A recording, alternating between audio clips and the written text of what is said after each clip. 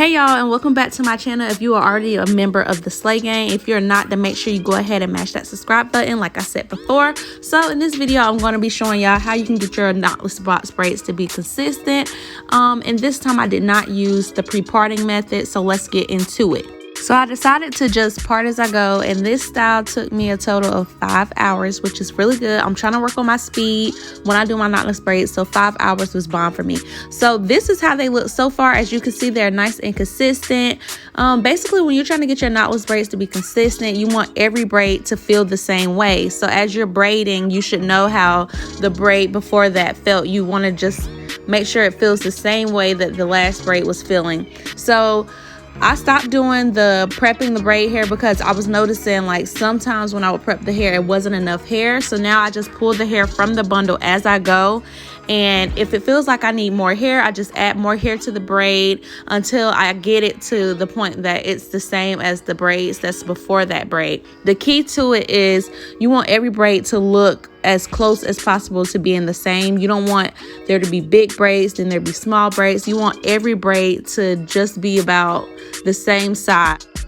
So what I noticed with doing knotless, the further you get to the top, the more hair that you have to add in because you don't want it to be short and then it be long at the back. So you just want to make sure you're adding it to be the same length as the braids are at the bottom. And you also just want to add it to be the same thickness as the braids are that's all around. And you could tell by the way the braid looks as you're starting to braid. So the more that you braid down, you should be able to see the consistency of the braid. So her braid length was mid-back and the size was medium. So I used 2 packs of the 4-in-1 easy braid hair. The length was 20 inches and I only used 7 of the 8 bundles for this style.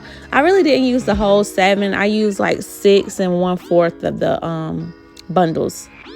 I know a lot of the time this is where people struggle with the knotless braids, parting the top, and that's why pre-parting is so popular. But my advice when you're parting as you go is just to lift the hair as you're parting to make sure that the width of that row is the same as the row before. So just flip the hair as you're parting it just to make sure. So that's basically like you just cross-checking as you're going, and that's what I'm doing right here. This is what I do just to make sure both sides are even. You also want to do this when you get to the top, so that way the top row is not like skinny and the rest of them are thick. You want them all to be like the same size.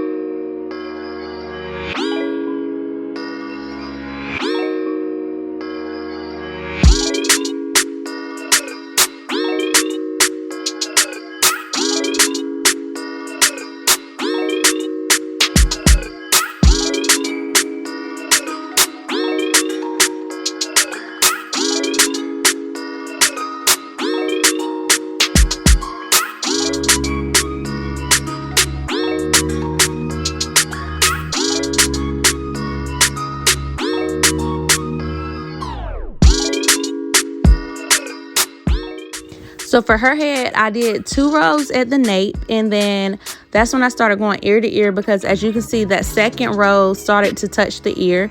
So once I got past the second row, for the third row, I started my ear to ear partings, and so far I had 3 rows ear to ear. So that was a total of 5 rows. And then with the middle section, I'm going to show y'all how I do that. I just split the middle section in half that's left over, and then I put both of those in half. So those are just going vertical, and those 4 rows left at the top, which I'm about to show you now. So that I split that section in half, and then I take the half right there and split that in half. So that makes 2 rows, and then the other half makes 2 other rows. So that's just 4 rows going vertical. That's how I do my parting when I'm just parting as I go, and that's also how I do my parting for pre-parting. And of course, you want to always remember to brick layer. Another tip I can give for brick layering is your part should look like stairs. So it should look like stairs as you go up a row. So that's basically like everything that I can tell you about how I did this video and how I just do my braids in general. So this is going to be the end of my voiceover, but if you want to, you can continue to watch and see the end result. I had a lot of fun doing this style, and I hope I helped you all, and I was as helpful as I could be with this video, and I will see you guys in the next video. Thank you so much for watching. Like I said, continue to watch.